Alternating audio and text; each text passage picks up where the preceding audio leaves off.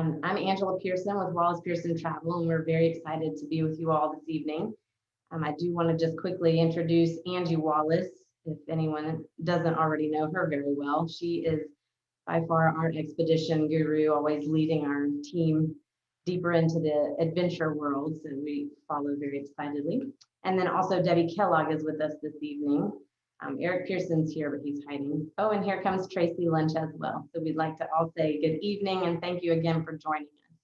And tonight I'm very happy to introduce our friend Carlos Ramirez here to share with us one of the best kept secrets in the expedition travel to the polar regions. And he does have with him tonight Solon, who's one of the expedition leaders with Quark. So thank you very much, and gentlemen, we'll turn it over to you. Thank you so much. Let me get my screen up here and then we can get. So good evening, everyone. My name is Carlos Ramirez. I'm the Business Development Manager for Quark Expeditions for the Southern US. Expedition travel right now is one of the fastest growing areas of travel. And so most recently, my last trip to the polar regions was a trip to Svalbard. So I got an incredible experience with Quark Expeditions. My special guest that I have on the line here is Mr. Solon Jensen. And I'll let Solon introduce himself. He certainly has a wealth of experience behind him. Oh, thank you, Carlos. Grateful to be here, everyone, and to speak with you tonight about places that I love. But again, my name is Solon Jensen, and I've worked in the polar regions since around 2002. And first landed on the ice and fell in love with it immediately. The Antarctic Peninsula especially is a place that I return to again and again. Done over 120 voyages there specifically. And I've been working with Quark Expeditions as an expedition leader and kayak guide and guide in general for quite a while. So looking forward to this presentation and answering any questions that you might have and just sharing some of my experiences. Thank you. So let's start by why Quark Expeditions and what makes Quark different. I think that the single most important part of what we do is that we only do the polar region. So we focus, our 30 years of experience have been only focused on the polar regions. I gotta say that part of Solon's teams and some of his teammates have an incredible wealth of experience. Like Zolan, over 120 expeditions under their belt.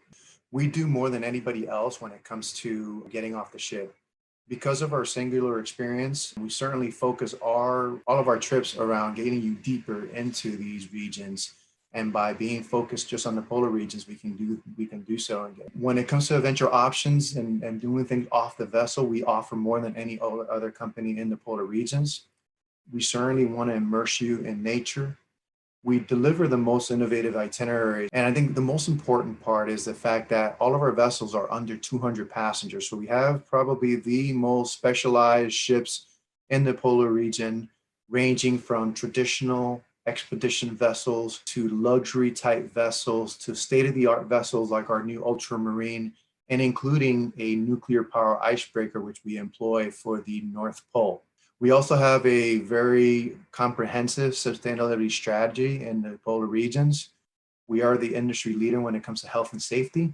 And then most important, we want to engage and educate our guests. A little bit about our health and safety. 4 pillars of health and safety are cleanly expedition vessel, healthy fellow passengers, health of the expedition environment, as well as the health of our staff.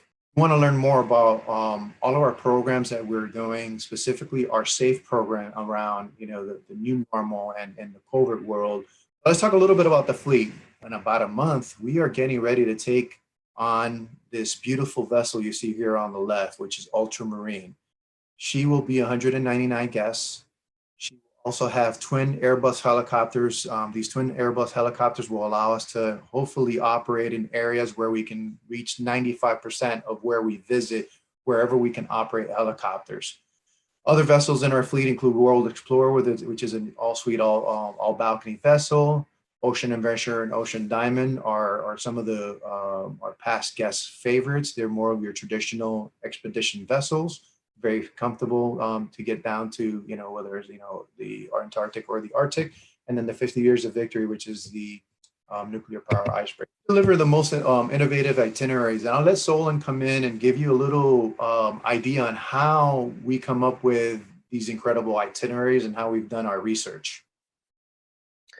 Yeah, thank you, Carlos.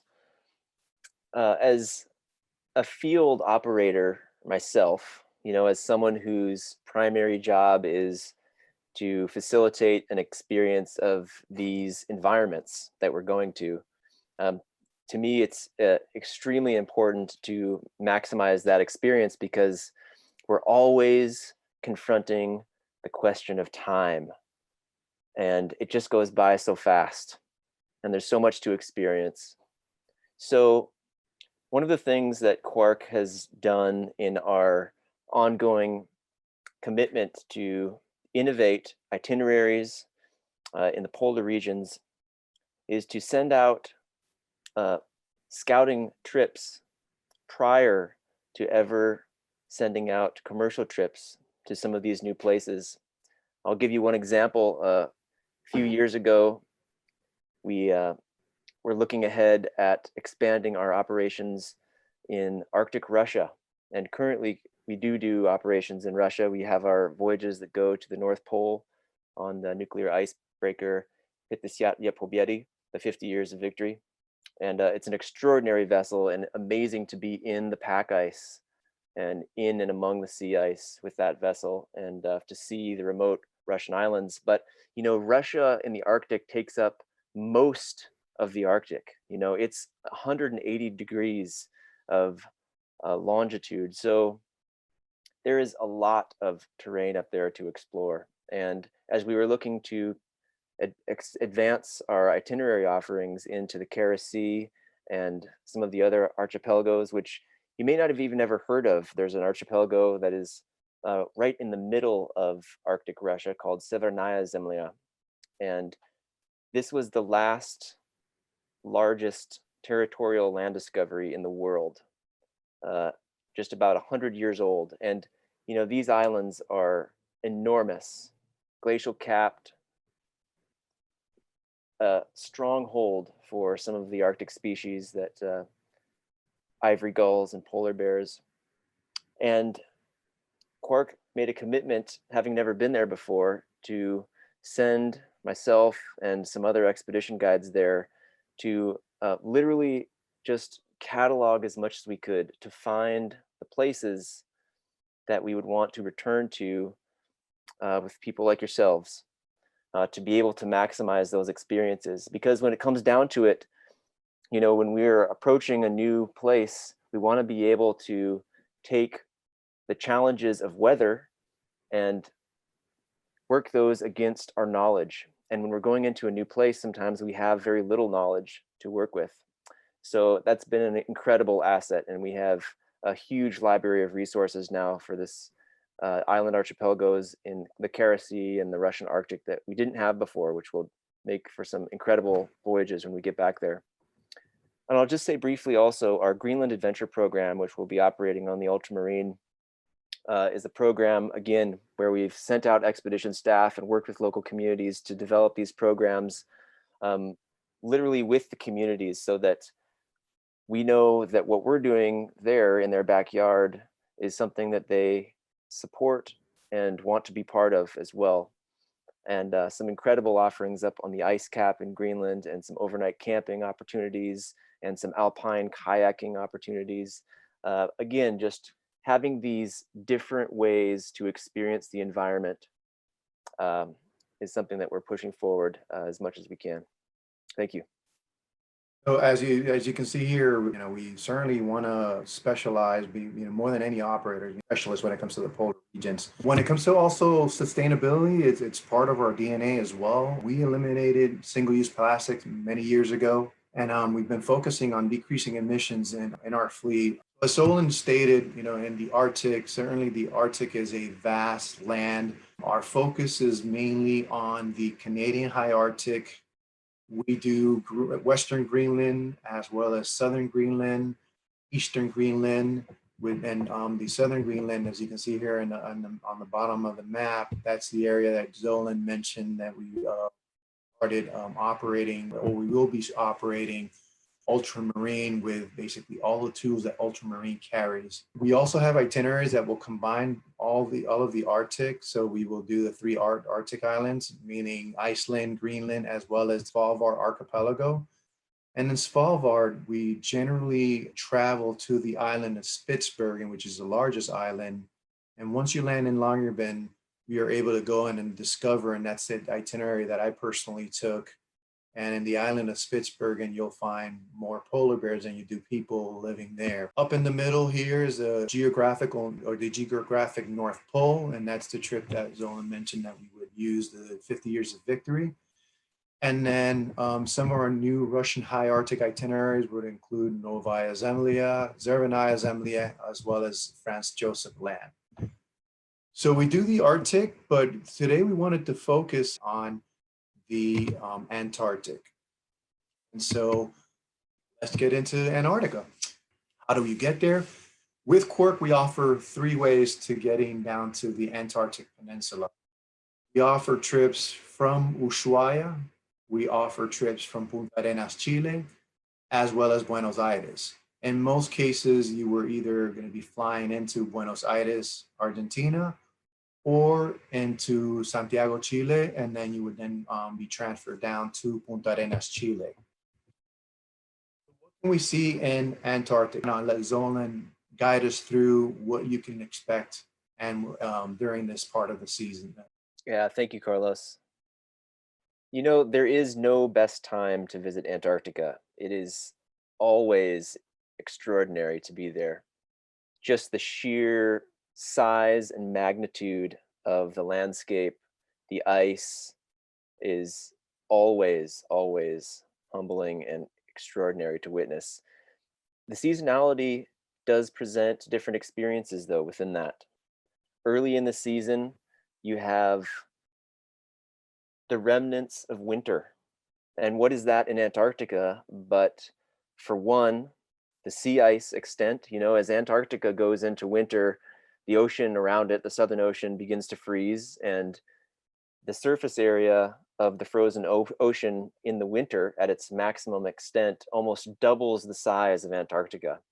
So as that starts to retreat in, you know, the July and August and September and October, and then we begin to come down there in November maybe, and you still have these remnants of sea ice. And the sea ice in Antarctica is, of course, a platform for life to continue to explore and feed around it.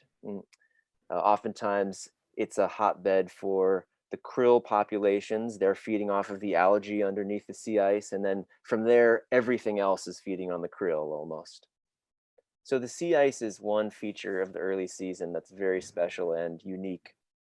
You also have the leftover snowpack in the Antarctic Peninsula, because the Antarctic Peninsula, coming so far north, is really the area that gets the most snowfall of Antarctica. The rest of Antarctica is practically a polar desert, you know, and really it's so cold that the wind is just blowing snow and ice around the main continental part of Antarctica, but that peninsula region really gets a lot of snow. And so in the early season, you have that experience of seeing all of the islands and islets and mountainsides covered in snowpack. All the glaciers are shrouded in snow, which is very different from seeing glacial ice without snow later on in the season. But in the early season, for example, the penguins are starting to nest build in the areas that are becoming snow free, usually the tops of the ridges. So for example, these guys, the chinstrap penguins, will be hiking up to extraordinary heights sometimes to begin building their nests on the first snow-free areas. I'd also say that early in the season in the Antarctic Peninsula, it's good to think and to consider that the uncertainty of how much ice will be in the waterways adds to the uncertainty of where you can and can't go to a much greater degree than later in the season when all that ice is retreated and ships like ours can be moving around a little bit more freely. So while we come to see the ice, and it's very special to see it, it also presents us a limitation sometimes on where we can and can't go. And that's a wonderful dynamic of the early season. Mid-season, the height of summer, you start to have penguin chicks of the various species, depending on where you are in the peninsula. You start to have these, longer days. The daylight is a really special feature.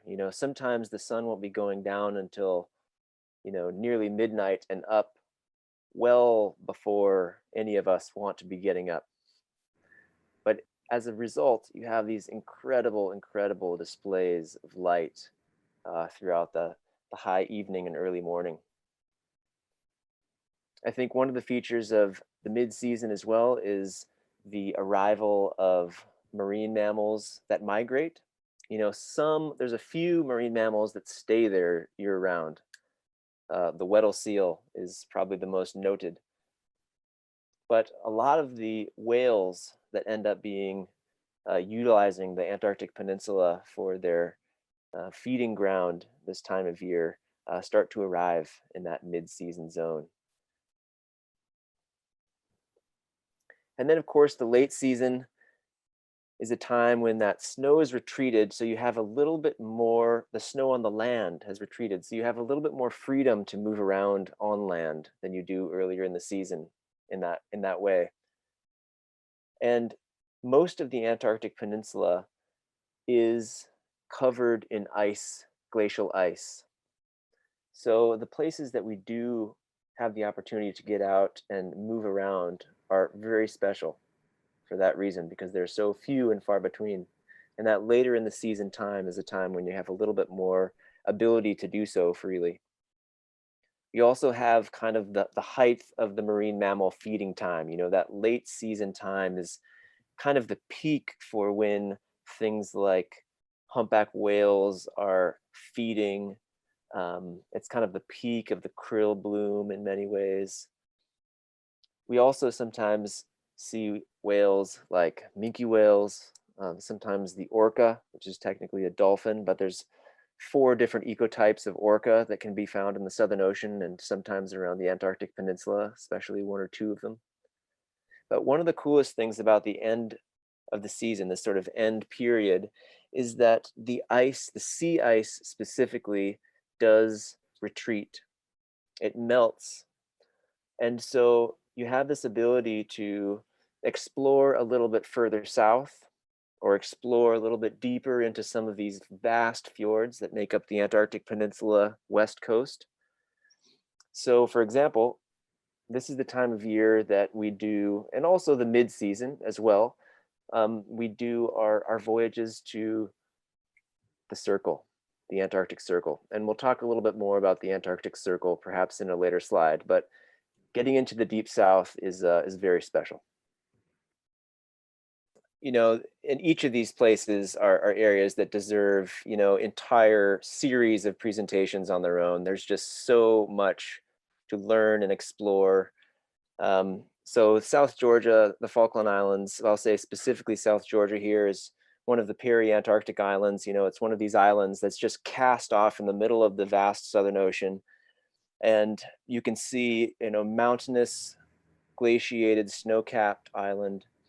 And because of its position due to the underwater topography of the Scotia Arc, which is this sort of continuation of the Andes moving into the ocean, the geologic continuation, because of this underwater topography, there's this massive upwelling of current and thus nutrients that literally ends up on the footsteps of South Georgia and the island of South Georgia.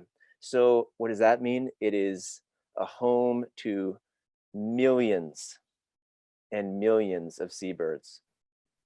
That includes penguins, of course, and it is one of the strongholds in the world for king penguins. And this is the biggest king penguin rookery on the island of South Georgia. Some estimate it to be, at the height of breeding, up to 400,000 individuals perhaps could be found on shore at one time. But an extraordinary place. And there are so many wildlife centers on the island of South Georgia that you know you just can't visit that place enough. It is such an extraordinary place on our planet. So there's obviously these birds like penguins that are connecting with the immediate waters around South Georgia and foraging quite far sometimes. But there's also these birds that forage in the entire Southern Ocean and use the great winds of the Southern Ocean to carry them quite far, sometimes all the way around the Antarctic continent before coming back to land. And these are, of course, the great albatross, of which there are a number of species, and one of the largest and most noteworthy breeds here in the island of South Georgia, the wandering albatross. Um, just can't say enough about these voyages that include the Falkland Islands in South Georgia. And I'll just say briefly about the Falkland Islands, a British overseas territory, and an incredible place where, people are living. There's amazing human history there. And there's also a grand amount of wildlife.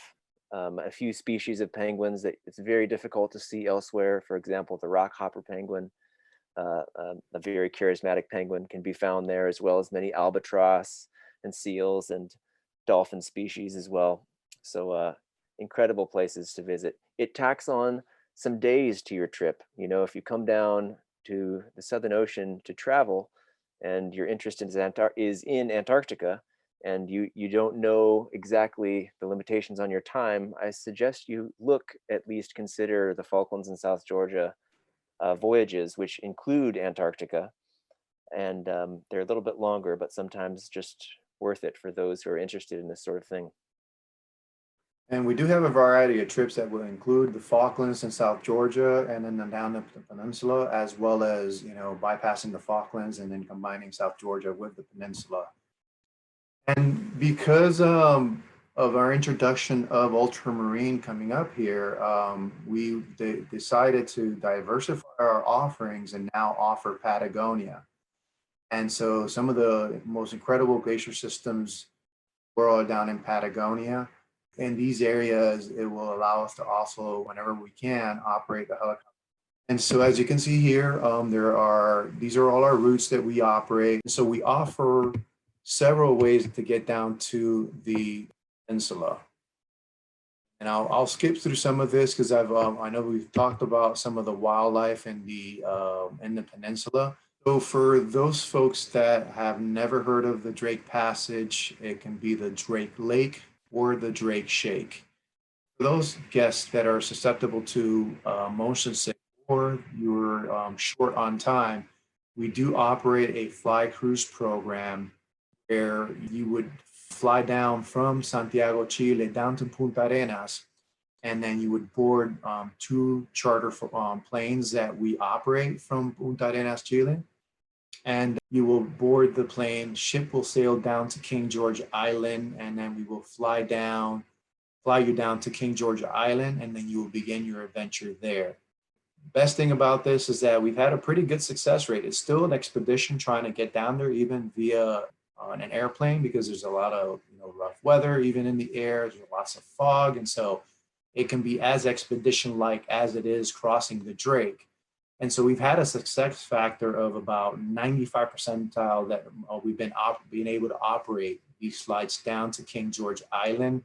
There's only been very few either delays or cancellations due to weather. And we normally will try it out, once or twice before we kind of throw in the towel and give up. But we've been pretty successful operating these flights in Antarctica. And so a little bit about the Crossing the Circle. So Wallace Pearson will have an escorted voyage January 6th of 2023. So more details to come on that once we complete our presentation. But I wanted for Solon to go into the importance of going down all the way as far as the Antarctic Circle. So most of our trips will get you down to the peninsula, but I wanted him to kind of go through the differences between just landing in the peninsula and then going as far as the Antarctic Circle. Yeah, thank you, Carlos. The Antarctic Circle comes to mind first for me as a geophysical mark on our planet and analogous to the Arctic Circle. And it's very difficult to describe what it's like to visit these places. And you hear that from people who have visited, that when you're confronted with so much awe and grandeur, you just kind of have to go and see it for yourself. And I'll do my best to describe it. So the Antarctic Peninsula, northern half, is where most of the operations occur because that's where it's most ice free. So we can maneuver around there most freely. And it's also the area where there are the best soundings and charts for marine navigation. And as you go further south, the marine navigation abilities decrease because there's just so much less information about it. So having vessels like the ultramarine that have features like forward-facing sonar and captains that are extremely experienced in ice in the Antarctic Peninsula um, allow us to be as flexible as possible in these areas. The Antarctic Circle itself is a spot in the Antarctic Peninsula that I feel as though needs to be acknowledged with a certain type of celebration because of its geophysical singularity on the planet. And to cross it is kind of like to go into Antarctica to another level. The Antarctic geopolitical boundary is 60 degrees south. But some say you haven't visited Antarctica until you actually set foot there. And then others say that you haven't actually visited Antarctica until you go to the Antarctic Circle. And what does any of this mean? But it's your approach to being in the environment and what's going to be meaningful to you in this way. But I can say the Antarctic Circle is a deeper level of visiting and experiencing the Antarctic. And lastly, I'll say that these sort of second half of the season periods when the sea ice has retreated and more of the wildlife has arrived, it's not uncommon to come down to the Antarctic Peninsula region, visit the Antarctic Circle, and see species that are down there that you can see almost nowhere else. And so when it comes to, once we get down to these areas, what do we do? And so Quark has some included adventure options, which is basically how we get you off the vessel. And so in many cases, the Zodiac you see on the bottom right is our means of transportation once we get down to in most cases, we're going to use our Zodiacs to explore traveling. There are certain areas and certain cliffs that you will not be able to see some of these species of birds via land, and the Zodiac will get you a vantage point from the water that you won't be able to get on land. We also have guided tours with our expedition leaders and expedition guides. So each person that drives a Zodiac is one of our expedition guides, and that's the key difference. For every 7 guests, we have one expedition team member that's guiding you. And so the quality and the accessibility of the expedition guides, they're going to be available for you throughout, including as soon as you get on your Zodiac. And so when we land and we separate you into 4 different groups. We have the slow group, the medium group, medium fast, and then the charging group, which is the fastest group. And so obviously the chargers go further, the fastest. I, on my first trip, decided to go on with the charging group at first, and I decided to kind of downgrade my group because it was a really arduous walk, and I had a hard time keeping up. But when I saw the young lady next to me that was 76 and she was keeping up with everyone, I said, you know what, I need to make it through this. But it was a pretty incredible experience. So at any given moment, you can dial up or dial down throughout your trip. And so depending on what that expert that you want to go out with, does. You might go out with an ornithologist and you might want to maybe be on the slow route because where we land, the birds are right at our footsteps. And with others, maybe you're going out with a glaciologist and you might have to go a little bit further. So you can dial it up or dial it down. What I tell folks is that if you can get in and out of a bathtub and swing your legs over a bathtub, you can get in and out of Zodiac. In most cases, we do have wet, dry, and snowy landings, but we're not landing in areas that is very deep water. It's just very shallow water, very easy to get in and out. Some of the included adventure options also get you this vantage point. And Solon had a real neat observation on this photo on the left, so I'll let him talk a little bit about this particular. Carlos. Yeah, and again, just to reiterate, all of the guides that are working for Quark Expeditions, we're here for you and your experience. That's literally why we continue coming down, is to share in what we're doing and what we're seeing. And that happens on the ship, that happens on shore, that happens in our small boats, like these inflatable Zodiacs you see here on the left. And I just love this picture because it shows the Zodiac still, it's not moving. You can see the tiller arm is up and not being touched currently. So you know that the Zodiac has been not on for some time. So clearly this circumstance where this whale is surfacing within quite close view, uh, the whale is doing this because of its own volition, and perhaps it's following some food, perhaps it's curious and exploring or investigating what these small boats are about. But this image shows our values, which is really our first objective after, of course, safety, which is always our first objective. But the next one is uh, the non-disturbance approach to engaging with wildlife and seeing wildlife and trying to understand and view it as intimately as possible without getting in its way in any way. And sometimes that means we have to be conscious of our noise and our movement. And that goes for the large vessel that we travel on, the ultramarine or another one of our vessels, but also our small vessels like the Zodiac here. And you can also see the folks on the right having this very intimate experience with a chinstrap penguin who's just wandered up the hill and heading up to its nesting site, obviously. And this is exactly what you want to do. You just want to sit down and let the wildlife come to you or come past you. And it can be allow for some very, very close and intimate encounters. And so when it comes to Quark, it's your polar experience your way. If you want more activities, we do offer additional activities that are available, like heli hiking, stand-up paddleboarding, alpine kayaking, guided treks, hot air ballooning in the North Pole, camping in Antarctica. So Zolan can talk through kind of one of our neatest experiences, which is camping down in Antarctica. Yeah, thank you, Carlos. Oh, many, many wonderful nights on the ice sleeping.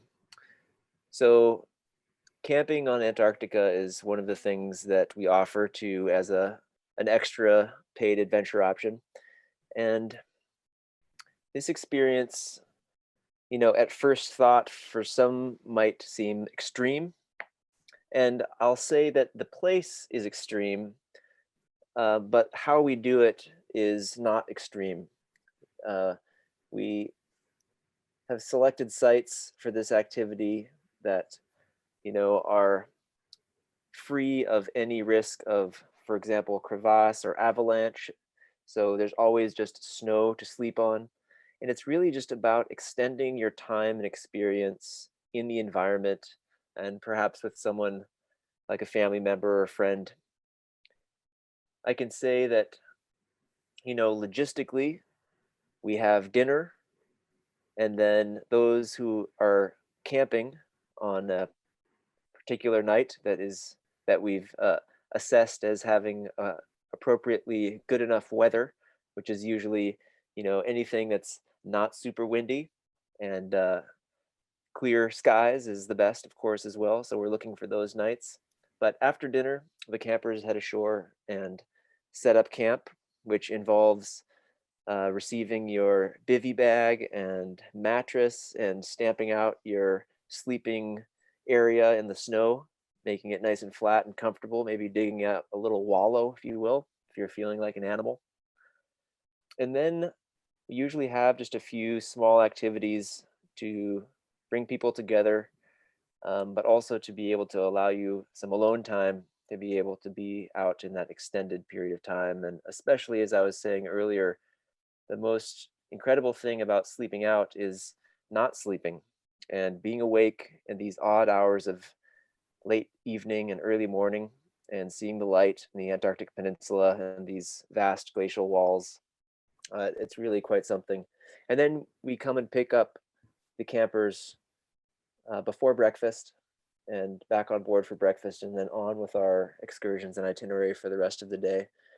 And we always have guides that are camping with everyone and help the whole process along. So it's a very well assisted process. A few other elements here you can see on the upper left. Val Lubrick, one of our all-time most legendary kayak guides, and kayaking, sea kayaking specifically, is probably the only adventure option that we have, which it's recommended that you have some prior experience. All of our other adventure options are for beginners as well. So you can see in the lower left-hand corner, these inflatable sit-on-top kayaks, and those are fantastic for those who might not have much kayaking or any kayaking experience, but want to have that intimate sort of low down to the water, moving through the ice kind of experience. And then, of course, stand-up paddleboarding, which is an amazing way to be on the water in anywhere in the world. Just feeling as though you're a superhero standing on water and moving forward around is a really incredible position. And also for anyone who's interested in, and as long as there's space on the extra adventure option. And I believe these can be booked prior to the voyage, and then also when there is still space, they can be booked on the voyage as well. That's a key fact. You know, certainly we do have the availability when you're going to book of what adventure options are available. So if you're an avid kayaker, there is a logo that you'll be able to see, and the folks at Wallace Pearson will be able to guide you through the booking process and then selecting your additional adventure options. With the stand-up paddleboarding, just to note, it is only offered down in Antarctica as well as a camping. Because in the north, you know, we have the friendly polar bears that are very curious, and you know, obviously they are the apex predators. So we don't offer, you know, camping or stand-up paddleboarding, but we do offer the other two. So with the introduction of ultramarine, it will allow us to get a little bit deeper into the places that we travel to. So ultramarine is currently being built in Split, Croatia. She will feature two twin bus air engine helicopters, allow us to do things like heli hiking, heli skiing, heli kayaking. As you can see here, the ship will include some incredible amenities, very nice interiors, state-of-the-art facilities and wellness facilities as well, more bells and whistles. And as you can see here, from all of the adventure options that we offer, on the right, you'll see what Ultramarine has to offer. Heli mountain biking, where we're going to be able to airlift the bicycles and your guides and yourself is a mountain range, and you're going to be able to go and bike, as well as alpine kayaking, where we use a helicopter to get you to these alpine lakes that seldomly seen people in these areas, and sometimes we might be the first to maybe kayaking in some of these areas. Again, ultramarine, 199 guests. It's that sweet spot when it comes to polar expeditions. Anything above 200 doesn't allow you to do as many landings as some of the larger vessels. Anything under 200 passenger is key, and then you'll have the most options. The World Explorer is another vessel that we will operate down in the Antarctica area as well. And then, you know, here are some of the photos of the world. And then the key for the World Explorer, it's only 172 guests, all suite, all balconies, very comfortable vessel, very capable vessel as well to travel down. We're almost done here. I'll talk a little bit about the on-ship experience. And I think that this is probably as important as some of the off-ship experience. And I'll let Solon kind of guide us of what to expect on board and the interaction before we end our presentation with our guests. leaders and staff? I think one of the features that's so key about our culture, if you will, at Quark, and we received this from the many years of operating where those who were expedition guides and expedition leaders transitioned in their professional life into becoming directors of operations on the company side and on the shore side, and had this very grounded understanding of what it's like to be at sea and in these environments, and what it's like to travel with a group of people for a few weeks at a time, perhaps, and just how important that onboard community is. And so we've always had this sense that we're here together. And I think that's the most important feature, that the expedition guides are here as one team with you, our friends and guests and participants and fellow sailors at the moments. And what that means literally is that we're eating together, we're experiencing things on the deck together, we're out on the zodiacs together, we're out on shore together, and we're trying to acknowledge that solitude is an important experience, and we provide space for that, but so is community, and we want to make sure that that also is key and apparent in our interactions together. We have daily briefings and recaps, which usually are times where we can present our expectations for where we'll go in the coming days and review some of the special things that we saw in the day we just had. And I would say almost unequivocally, there are unexpected features that occur because it's such a dynamic environment, especially in the Antarctic Peninsula region. So oftentimes we'll present a plan A and a plan B and a plan C. And when we wake up in the morning and see what the weather is actually doing and see what's actually around us, then we decide what we'll be doing. And so I think the expectation and approach of flexibility and opportunism are the two hallmarks of how we approach expedition work in the polar regions. Because sometimes you got to change your plans because something special has just approached. Sometimes you have to change your plans because the weather demands it or the ice demands it. And sometimes things go perfectly to plan, and that's wonderful too. We also have a series of onboard presenters that all have specializations in history, geographical history, ornithology, marine biology, and biology in general, glaciology and geology, and photography is another huge feature. And we typically provide presentations on these topics throughout the voyage, but also just one-on-one time. As I mentioned, our culture is a family culture. So, we're as excited to be outside on the deck spotting wildlife as anyone. So we just say, grab your coat, your binoculars and camera, and come out and join us on deck, and we're going to have the time of our lives. But really, that onboard learning happens kind of constantly, as well as in these specialized presentation times.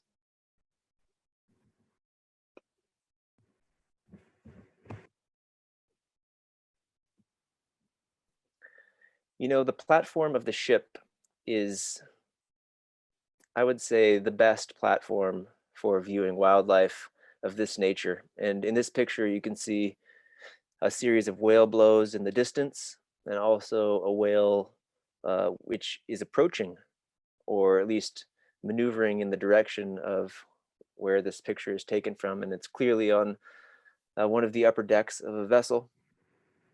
And so I offer you this just idea that when you sail to a place like Antarctica, as soon as you're on board, the trip is underway. And the more time you spend on the outer deck, spotting for wildlife and experiencing the environment, the more you will see. And we have organized excursions that go off of the ship in our small zodiacs and onto shore. But there's also plenty of time where we're just transiting between places, or perhaps we just had dinner and the ship's drifting in the middle of one of the waterways. And it's those times that I offer to you to just head outside and just experience what's there, and you'll undoubtedly see things that sometimes no one else will see.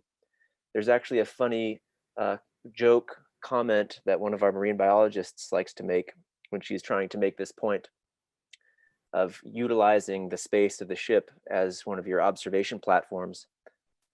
Because so often people think that they're not doing anything unless they're off the ship. And that's just not the way to approach this, because the ship is the perfect place to view things from. But her comment is, smokers see more whales, which is of course true because smokers are outside observing things when other people are inside. That is too funny. And I would say on that note that we have a strict no smoking policy indoors, and there are only a few places on the outer deck where smoking is permitted. So it's not like people can smoke anywhere on the outer deck. That's not acceptable. And one little item, last item that I love too about Quark is the fact that we have an open bridge policy where you can go up to the bridge at any given moment and visit the bridge and see how the operations are going, look at some of the radars and some of the ice maps that we have out there and the navigation. We also, obviously set up an area where you can stand and just kind of quietly observe what the captains and the staff captains are doing. And sometimes it could also be our expedition leaders up on the bridge as well, trying to maneuver the vessel to areas that maybe we've seen some wild. Also, the best part, I think that, and something we don't promote as often is the food. We have amazing food on board as well. The dining certainly during the day is operation, because what we try to do is we wake up for breakfast, we go out on land, hopefully land or sea in the morning around 9-ish, 8, 9 o'clock. And then we'll come back, kind of refresh and take a quick break, and then we'll dine for lunch. And then right after lunch, we'll take another quick break before we do either, it could be a combination of a landing in the afternoon, it could be a Zodiac exploration, or we could be doing some exploring from the top decks of the vessel as well. With that, I'll open it up to questions. I believe there is one here. It says, are cruises to the Arctic subject to the itinerary changes as in the Antarctic? So in the Arctic, we know where we're going. We know the general vicinity. The itinerary will say, well, from day 2 to day 8, we're going to be in this general vicinity. And so the itineraries tend to be fixed, but our operations are not. And so we have an understanding that if maybe the sailing before, if we saw certain type of wildlife in a specific glacier, then we might try to visit that specific glacier again on the following sailing. And so the itineraries do change as far as the location, but just the general itinerary as itself. So if we're going to Spitsbergen, we're going to be exploring Spitsbergen, but there's just so much to explore in Spitsbergen. So there's a certain level of flexibility that we can add to the itinerary, but we know that we will generally stay in that vicinity. And maybe Zolan can add to that as far as when it comes to the itinerary changes and the itineraries. I think you said it perfectly, Carlos. Yeah, okay. The flexibility is the key.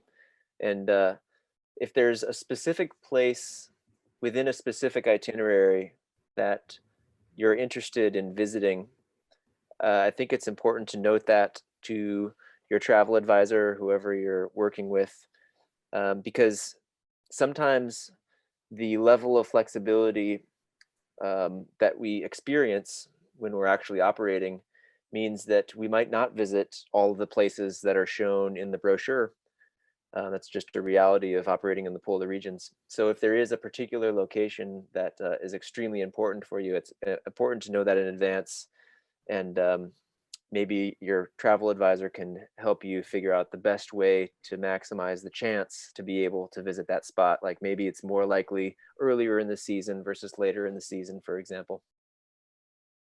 Thank you, gentlemen. And I think we also, Rick was asking a little bit about some of the protocols, but I thought maybe we could get some very detailed information that we could email over so that they can see all of that if there is anything of that you wanted to speak to. Yeah, so when it comes to the safety protocols, I mean, we have an incredible, robust operational guide that we just instituted recently.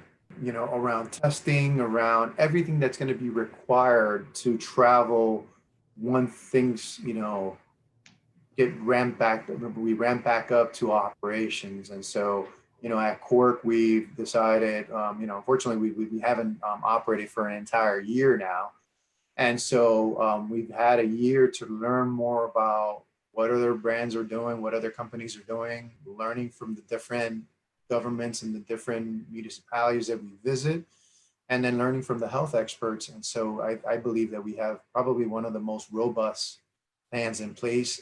Up to date, we probably have one of the most robust plans in the market right now.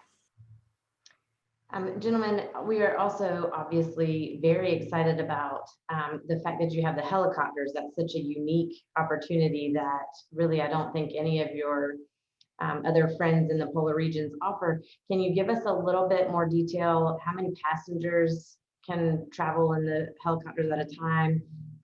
You know, maybe what they see differently that made that such an highlight for you to be able to add that to the new vessel. So I'll let you take Yeah. it on. Oh, thank you. Yeah, there's a number of things that come to mind.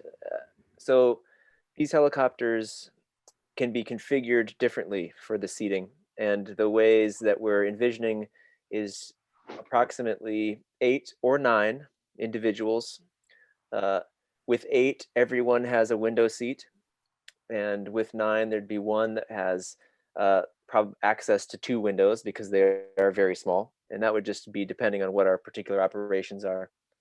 But the utilization of helicopters for a visitor experience really comes down to this elevated perspective. And as someone who's been so privileged to have been able to use helicopters in some of our other operations, like in the North Pole, to be able to see, for example, the Arctic pack ice from an elevated view of 1,000 feet or 1,500 feet. It almost feels like you can see the curvature of the Earth in this vast plain of sea ice around you, for example. In the Antarctic, we've got a few different things that we're looking at doing and hoping to utilize the helicopters for. One is flight seeing as well. So again, uh, difficult to put into words the scope of how vast this area is, but to be able to be moving through some of these glaciated mountain ranges from an elevated perspective is one of the main goals for sure. And I think we've gone to great lengths as an industry, and especially as a company who is, you know, among those leading the way with helicopter usage, to make sure that we're doing it in a way that's respectful to the industry, so we're not disturbing others, respectful to the wildlife, so that we're not doing that, but also respectful to the fact that not everyone on board is going to be on the helicopter at once. So we envision operating it in tandem with other things and in such a way that it's not in the way of other things. And another feature of these helicopters is, I can't remember the technical term, forgive me, but they have the tail rotor, which is enclosed, which drastically cuts down on the sound that they make. So the sound feature is a very, very important element that we're looking at. We're also looking at using these for assisted landing access, you know, to find a safe place on perhaps a flat glaciated terrain, scouting it and probing it for crevasses, making, you know, a safe perimeter area, and then being able to utilize the helicopters to land and not explore per se, but just experience what it's like to be on top of a mountain in the Antarctic Peninsula region and coming back safe and sound. And the key, I think, Angela, and the biggest differentiator is the fact that we have 2 helicopters on board. And they say in helicopter operations, and one of the previous presentations that I heard from Quark is like, you know, 1 helicopter is like it's like having no helicopter. So it's always key to have 2 helicopters because, from the safety standpoint, anything happens with that other, that other unit, we'll be able to, fly the second unit to then pick up folks and operate that way. So I think it's key to have 2 helicopters. Yeah, that makes sense. I'd like to add as well, there's this whole world of helicopter operations in, glaciated and snow-like mountain terrains around the world, heli ski world and so forth. And, we've been steeped in that stuff for a number of years now, making sure that we're getting the right models and that we're developing the right operating procedures to be able to do this. So, twin engine helicopters being another feature. They can always come home with 1 engine as well. There's 2 helicopters. So as Carlos said, it's radically ups the risk mitigation in a huge way. And operationally, especially in a place like the Arctic, but also in the Antarctic, to be able to scout ahead of the ship for what the ice is doing around the corner, for even perhaps wildlife at a distance, so that we can know about it before we get too close, for example, and maybe be able to facilitate a closer encounter in some way. So that advanced notice is another huge feature we'll be able to utilize them for. And for those that like the technical aspect of this, they're HC-145s are the helicopters that we use. They're Airbus helicopters, so they're on the higher end of the helicopter options that we had. I'll have to research that. I've never known a whole lot about helicopters, but apparently that's going to be part of our realm these days. And gentlemen, we did have another quick question is in regards to areas that you'll visit. Do you have itineraries? Are you planning to do some itineraries that would include the Ross Sea? I think we are all, especially with the ultramarine, we are looking at doing as much as we can. And I think what I'm supposed to say is I'm not at liberty to say. We'll take that. That sounds good.